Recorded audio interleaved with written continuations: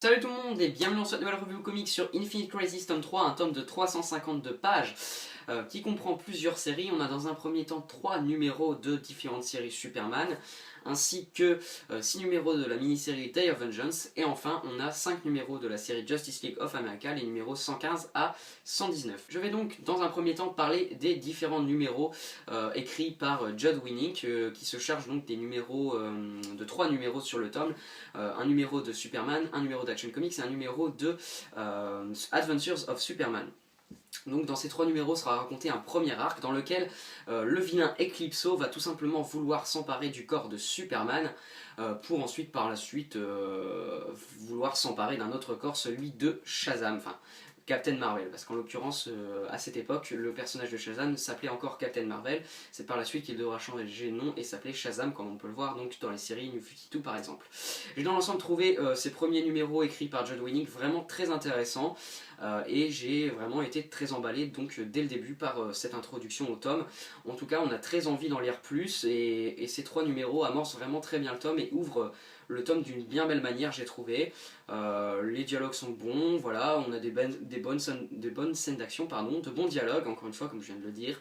Donc moi j'ai trouvé ces 3 numéros vraiment très intéressants et ouvrent encore une fois très bien le tome, enfin ce 3e tome d'Infinite Crisis. On retrouve ensuite dans ce tome 6 numéros de la mini-série, comme je l'ai dit, donc Day of Vengeance. Scénaristiquement ils sont écrits par Bill Willingham et ils font suite directe à ce qui est raconté dans les 3 numéros donc, de Superman, Adventure Superman et Action Comics. C'est-à-dire que Eclipso cette fois-ci on va dire s'emparer du corps d'une femme, et elle va en fait mettre un plan en point qui va consister à semer le trouble chez le personnage qui est le Spectre, pour faire en sorte qu'il ait pour mission et pour objectif de détruire la magie de la Terre. Donc détruire toutes les personnes qui seraient affiliées à la magie, comme des personnages comme Shazam par exemple, ou encore le Phantom Stranger, ou bien Dr. Fate, enfin, tous ces personnages, l'Enchantress, etc. Enfin voilà, tous les personnages qui auront un lien avec la magie, il va avoir pour but maintenant de les éliminer à cause de la manipulation qu'a mis en point Eclipso. Comme je l'ai dit, elle va vraiment semer le trouble chez lui, etc. Sauf que pour ce faire, un groupe de différentes personnes qui est composé de l'Enchantress ou du docteur Chimp, enfin détective Chimp, donc un espèce de chimpanzé qui, une fois qu'il s'est retrouvé dans la fontaine de jouvence, s'est doté d'une intelligence pareille que celle d'un humain, et il a pu parler tout simplement. Plein d'autres personnages, j'ai pas forcément leur nom en tête donc je vais éviter de dire des conneries, mais en tout cas ils vont former une alliance pour stopper le spectre, et stopper le spectre qui a perdu la raison tout simplement, et arrêter qu'il détruise différentes personnes ou lieux, enfin bref, ils vont faire en sorte de l'arrêter. J'ai trouvé encore une fois cette mini-série vraiment très intéressante, bien écrit, un scénario palpitant du début à la fin. J'ai trouvé des bons épisodes, vraiment de très bons épisodes. Des personnages que je connaissais pas, mais que je vais apprendre à connaître, bon, même si encore une fois pour la plupart je les ai pas retenu leur nom, mais bon c'est pas trop grave, mais en tout cas des personnages vraiment intéressants dans l'ensemble, et on va vraiment apprendre à les connaître, enfin pas vraiment les connaître parce que je pense que voilà, il n'y a pas vraiment de présentation d'eux, mais on va vraiment apprendre à connaître leur groupe et comment ils vont lutter contre le spectre, etc. Et j'ai trouvé encore une fois le scénario intéressant, plutôt bien rythmé, avec vraiment à chaque fois une fin intéressante qui donne envie de lire le numéro qui va suivre. Donc vraiment j'ai rien à dire de ce point de vue là, encore une fois des bonnes histoires, pas mémorables, hein, pas ce que j'ai lu le mieux en comics, mais vraiment bien foutu, et contrairement au tome 2 j'ai trouvé ça bien écrit quoi, vraiment, et ça m'a donné, enfin j'ai pris plaisir à lire ces numéros, voilà, c'est vraiment ça qu'il faut retenir. Donc encore une fois, du tout bon pour l'instant en termes de scénario dans ce tome de 3 d'Infinite Crisis, que j'ai trouvé pour l'instant vraiment très intéressant de ce point de vue là. Ensuite, pour terminer au niveau du scénario, on retrouve comme je l'ai dit différents numéros, donc 5 numéros de l'ancienne série Justice League of America, qui sont scénarisés par Geoff Johns, donc un scénariste plutôt même très connu chez DC Comics, ainsi que Alan Heinberg. Donc ils vont se charger tous deux du scénario, et là on va un peu laisser de côté l'histoire avec le spectre, etc. et tout ce qui est en rapport avec la magie, et on va vraiment se concentrer sur la Justice League of America. En même temps on est sur une série Justice League, donc c'est un peu normal, et sur la relation assez tendue qu'il se tient en ce moment dans le groupe, dû aux événements de crise d'identité, Identity Crisis, donc que je n'ai pas lu, mais personnellement ça n'enlève rien au plaisir de lire ces numéros, parce qu'on voit très vite pourquoi les personnages sont en colère, pourquoi Batman est plutôt pas content de ce qui s'est passé avec la Justice League, avec le contrôle mental que Zatanna a fait sur différentes personnes comme le Dr. Light ou la Société secrète des super vilains, ainsi que sur Batman de ce fait là, vu qu'il n'était pas vraiment pour que ça arrive, donc voilà, enfin bref. On voit vraiment que c'est très tendu entre ces différents membres. En plus de ça, la Société des secrètes des super vilains va refaire surface. Elle a retrouvé la mémoire et elle sait l'identité des différentes personnes qui composent la Justice League. Donc ils vont devoir tant bien que mal s'allier et arrêter la Société secrète vilain, la Société secrète des super vilains. Pardon, c'est assez chiant à prononcer. Donc voilà, ils vont devoir s'allier alors qu'encore une fois, on a divers personnages qui prennent des partis différents. On a Hawkman qui regrette pas du tout ce qu'il a fait, c'est-à-dire d'avoir fait un contrôle mental sur différentes personnes, tandis que Batman est complètement contre. Superman va arriver un peu au milieu de l'histoire et va aussi, lui, va pas forcément être pour, mais va pas être aussi catégorique que Batman et va pas vouloir non plus quitter la Justice League. Donc voilà, différents personnages et j'ai trouvé que l'écriture, de ce point de vue-là, la relation qu'ils entretiennent, tout ça est très bien foutu. On sent vraiment que ça va pas, tout simplement, et c'est assez inédit pour moi de voir ce genre de situation où on a une Justice League complètement divisée, qui ne s'entend pas et qui vraiment, alors que bon, la situation est plus dangereuse que jamais, il y a plusieurs choses qui se sont passées en ce moment, qui sont plutôt inquiétantes, mais pourtant la Justice League s'est divisée et j'ai trouvé ça vraiment bien foutu, bien écrit, très intéressant. Donc encore une fois, du tout bon en termes de scénario, et c'est pour moi la partie scénaristique que j'ai le plus aimé.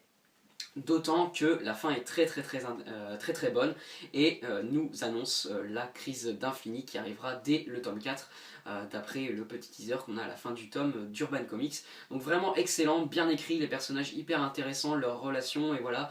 Enfin bref, c'est génial de ce point de vue-là, j'ai vraiment adoré. En ce qui concerne les dessins maintenant, c'est comme pour le scénario, on a 3 parties majeures et 3 dessinateurs majeurs sur les différentes séries. Donc dans un premier temps, on a Ian Churchill qui se charge des dessins donc, de Superman, Action Comics et Adventure Superman. C'est pour moi la partie graphique la plus intéressante, c'est vachement beau, c'est un style assez mainstream, voilà, mais moi j'aime beaucoup, je trouve ça très plaisant. Il y a des pages vraiment très impressionnantes, surtout dans les scènes d'action avec l'affrontement qui va avoir lieu entre Eclipso et Shazam, que j'ai vraiment trouvé très bien foutu en termes de dessin.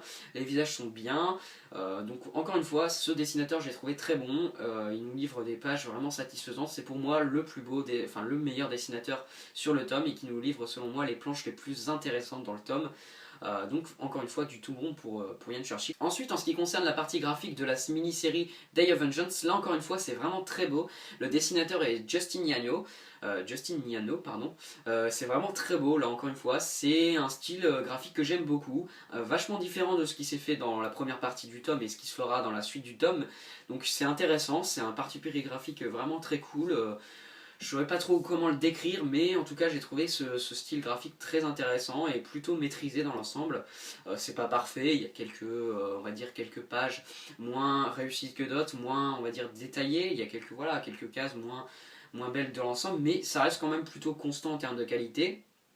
Et j'ai trouvé, enfin en tout cas c'est une belle découverte là encore sur le tome, c'est on va dire un style graphique qui me plaît beaucoup et j'ai trouvé que c'est vachement beau, quoi, tout simplement, j'ai trouvé ça vachement beau, ça envoie du lourd et il y a de belles planches, on va dire d'assez grande envergure, de double pages plutôt impressionnantes où on va voir le spectre immense, etc.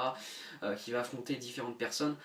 Donc moi j'ai trouvé ça bien foutu, c'est plutôt grandiloquent, ça envoie du lourd et j'ai trouvé les personnages bien dessinés dans l'ensemble. Donc moi j'ai beaucoup aimé ce qu'a fait Justin Yano sur ce tome. Enfin, là où la série Justice League of America était pour moi la meilleure sur le plan scénaristique, au niveau des dessins c'est tout autre chose et j'ai trouvé que c'était vraiment pas terrible. Les dessins sont faits par Chris Batista et j'ai trouvé ça pas terrible, vraiment pas terrible, surtout au niveau des visages et des expressions des différents personnages. L'ancrage est vraiment pas terrible, donc moi ça me plaît vraiment pas. J'ai trouvé les visages pas terribles, pas très vraiment pas beau, quoi, vraiment pas beau. C'est moyen, quoi, c'est moyen. C'est pas acheté, il y a des planches encore une fois, bon c'est potable, voilà, c'est sympa, mais quand on compare les deux autres parties, c'est clairement en dessous, et je trouve que ça manque un peu de pages qui claquent sévère, quoi, qui vraiment nous émerveillent, contrairement à ce qu'a fait Ian Churchill et Justin Yano. Là on tombe vraiment dans des dessins très moyens, et c'est dommage parce qu'il y aurait matière à faire des pages vraiment marquantes. avec l'affrontement contre la société secrète là, ça aurait été vraiment très cool quoi d'avoir des hyper belles double pages tout ça, mais ça manque vraiment quoi, ça manque vraiment de super planches, c'est dommage. C'est pas, encore une fois, c'est pas catastrophique, c'est pas hyper moche, mais c'est loin d'être hyper beau et c'est clairement en dessous par rapport aux deux autres dessinateurs qui nous livrent des performances encore une fois vraiment très satisfaisantes. Donc c'est dommage, heureusement que les numéros sont extrêmement bien écrits, sinon ça aurait été vraiment pas terrible. Mais en tout cas, c'est moyen quoi, c'est le bilan de ces numéros de Justice League of America, c'est vraiment moyen. Donc en conclusion, un tome qui rattrape selon moi largement le tome 2, enfin ma petite déception qu'a été le tome 2, c'est un très bon tome. Scénaristiquement, toutes les parties sont intéressantes, bien écrites, j'ai rien à dire et vivement le tome 4, en tout cas ça amorce vraiment très bien Infinite Crisis et je suis très impatient de lire le tome 4 qui sortira en novembre 2015 si tout se passe bien. Donc là-dessus, j'ai trouvé sur le plan scénaristique que ça rattrape complètement le tome 2 que j'ai trouvé dans l'ensemble, enfin moi qui m'avais refroidi plutôt. En tout cas, ça m'a donné, ça a reboosté carrément mon intérêt pour cet event qui est Infinite Crisis et je suis très impatient de lire le tome 4. Pardon. Donc moi je vous le conseille vraiment, si vous avez été un peu déçu par le tome 2, bah, jetez-vous sur le tome 3, moi j'ai trouvé qu'il rehausse largement la qualité de cet event. Donc pour moi je mettrai encore une fois je mettrais un 8 sur 10, je sais pas pourquoi j'ai dit encore une fois. Donc 8 sur 10 pour ce tome 3 d'Infinite Crisis, j'ai trouvé vraiment bon, bien agréable à lire, dans l'ensemble des beaux dessins, malgré une dernière partie clairement en dessous, mais ça reste encore une fois vraiment acceptable. Donc je vous le conseille vraiment, c'est vraiment un superbe événement dans l'univers d'ici qui mêle vraiment tous les personnages. On a une hyper grande galerie de vilains, de personnages, tout ça, beaucoup d'intrigues qui se développent, tout ça, et je suis très impatient de voir où tout ça va finir, donc, et où tout ça va nous mener avec Infinite Crisis qui commencera vraiment dans le tome 4. En tout cas, je suis très impatient de lire la suite, moi je vous le conseille vraiment. Moi je vous dis maintenant à la prochaine pour une revue comics, soit sur Superman Saga, ou alors sur Justice League Saga. D'ici là, prenez soin de vous, et puis à plus tout le monde.